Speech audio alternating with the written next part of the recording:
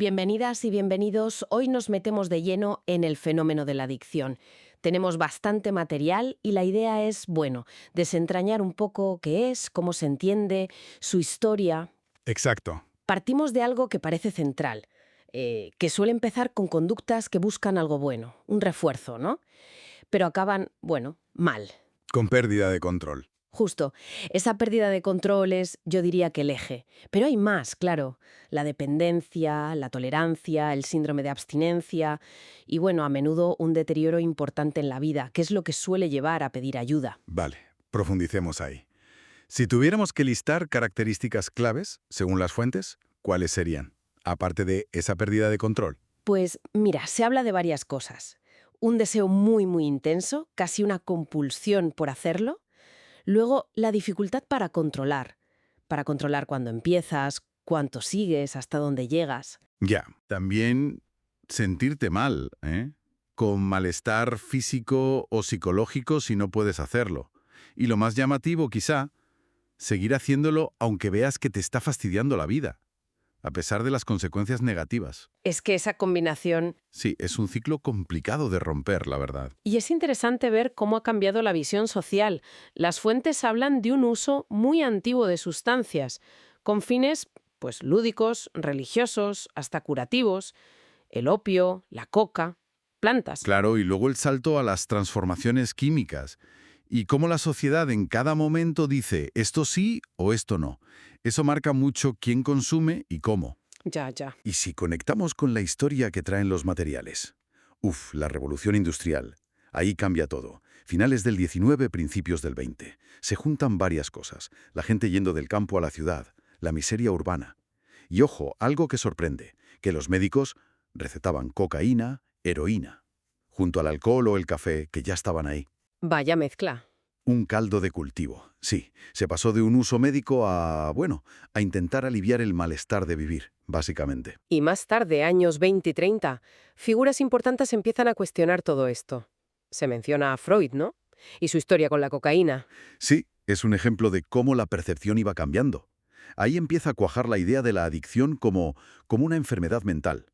Incluso se empiezan a desarrollar los primeros tratamientos, como la metadona. Luego vino la Segunda Guerra Mundial. Anfetaminas para los soldados, opiáceos. Exacto.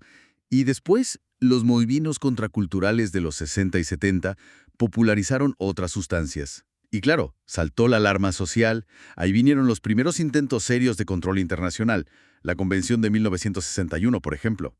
Y a la vez, la ciencia intentaba clasificarlo mejor. El DSM, el Manual de Salud Mental. Sí, lo incluyó desde el principio, desde 1952.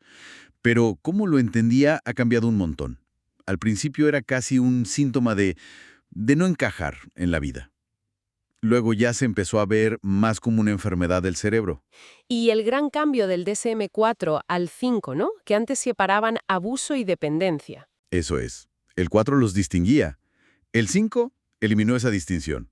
Ahora es un espectro, digamos. Lo cual te dice lo difícil que es ponerle etiquetas claras a esto. Totalmente.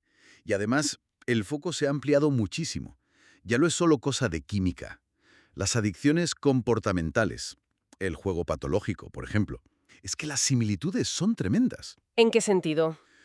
Pues en lo clínico, tolerancia, abstinencia, y en lo neurobiológico, se activan los mismos circuitos de recompensa en el cerebro.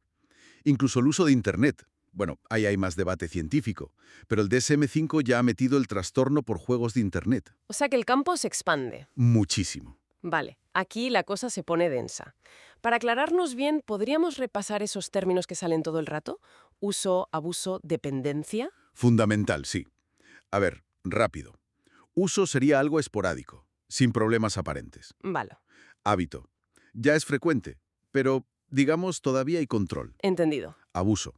Aquí ya hay consecuencias negativas, problemas en el trabajo, en casa. Ajá. Pero, tolerancia. Necesitas más cantidad para sentir lo mismo. Síndrome de abstinencia.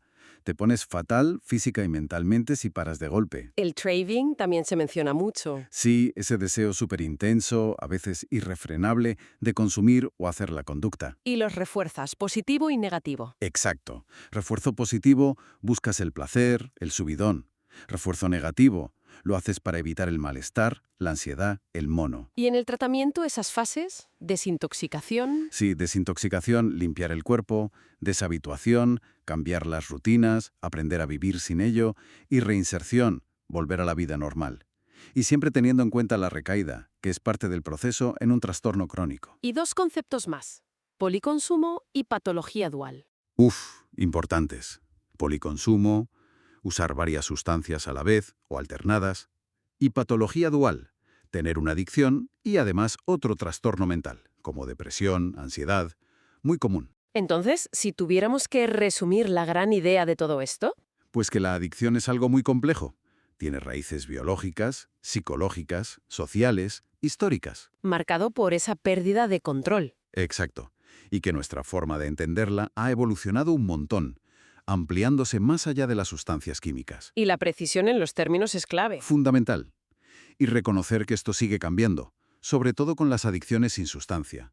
Entender bien de qué hablamos es vital para poder abordar el problema. Y nos deja una pregunta en el aire, ¿no? Viendo cómo cambian las definiciones, cómo la tecnología se integra más y más. ¿Habrá otras conductas de nuestro día a día que estén ahí, en esa línea gris de la pérdida de control? Quizá cosas que hoy no llamamos adicción, pero que merecerían, bueno, una mirada más atenta. Es una buena reflexión para seguir dándole vueltas, desde luego.